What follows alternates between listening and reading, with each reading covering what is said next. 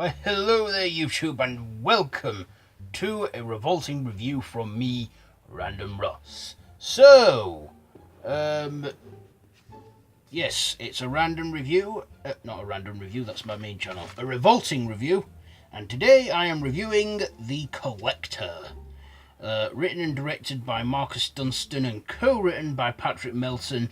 This film stars Josh Stewart, Michael Riley Burke, Andrea Roth, Juan Fernandez,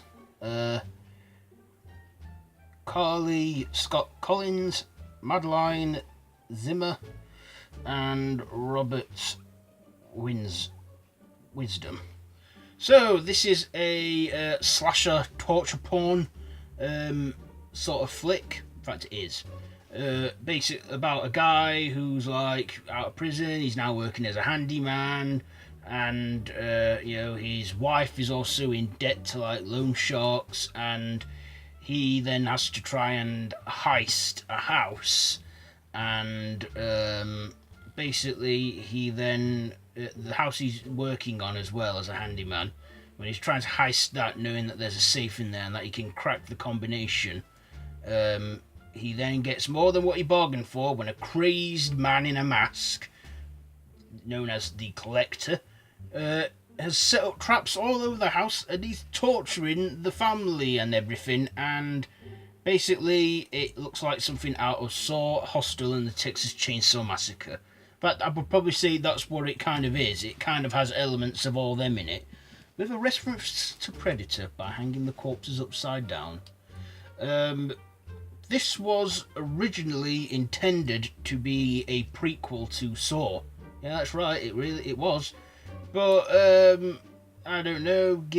I don't know what it was for. Like, I don't know. It just ended up not being a prequel to Saw, and it became its own film. This film obviously did well enough to get a sequel in 2012 called The Collection, and I will review that eventually. But yeah, back to The Collection. So let's get on to my likes and dislikes about this film.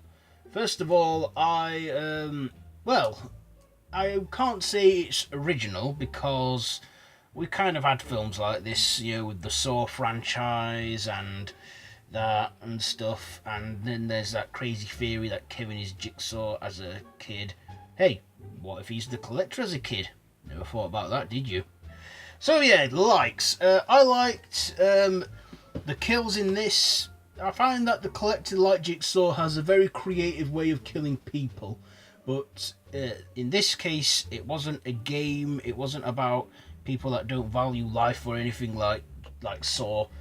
This guy, the Collector, was just a crazed man in a weird mask, and yeah, he was, he wasn't scary, but he was completely insane and mental, and even just, tortured and stuff.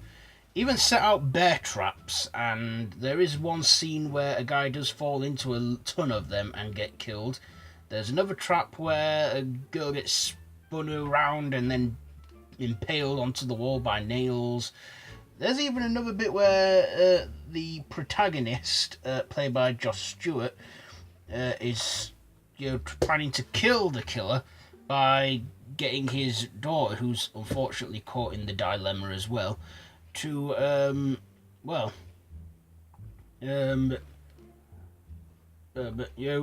drop a TV as he's Bill's fish tank all over the place. And of course the killer outsmarts them, because he's not as dumb as they think.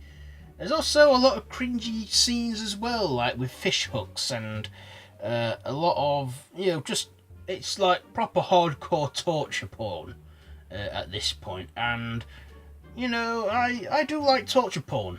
I do. I love like Hostel and Saw and Texas Chainsaw Massacre and that. I love all those kind of extreme, like grisly kind of horrors and that. Also, this film was it was a complete gore fest. There was blood, there was splattering, there were intestines and everything everywhere. It was just, absolutely gory and mental. And even the killer made the house inescapable by putting planks up with razor blades or something, and that, yeah, it was crazy. It was a crazy, horror film, but I enjoyed it. I really did. I watched this on Netflix last night. I was going to do a review straight after, but by the time I'd finished, it was getting late, so I just wanted to go to sleep after that. But I thought this film was great. I enjoyed it. Like I said, I enjoy like weird gore slashers like this, like Friday the 13th and all that. Also, there is a post-credit scene to this film too. After the credits, there is a post-credit scene where our main protagonist is trapped in a box, and the collector's just watching a home video, and he's like banging, going, "I'm gonna fucking kill you," and all that, and stuff. I like the fight he put up as well, to the collector and that, but in the end, I guess he won, the collector. Spoiler alert there.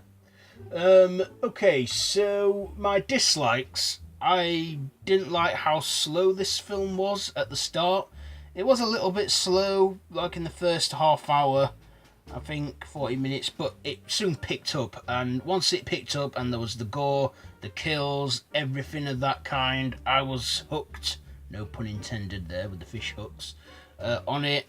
I just, at that point I was like, at that point I put my phone down and I, watched it and observed it all properly and enjoyed the creativity that the collector had in there, and it was a little bit of a slow starter, but it soon picked up. That's probably just the one negative I can think about on this film.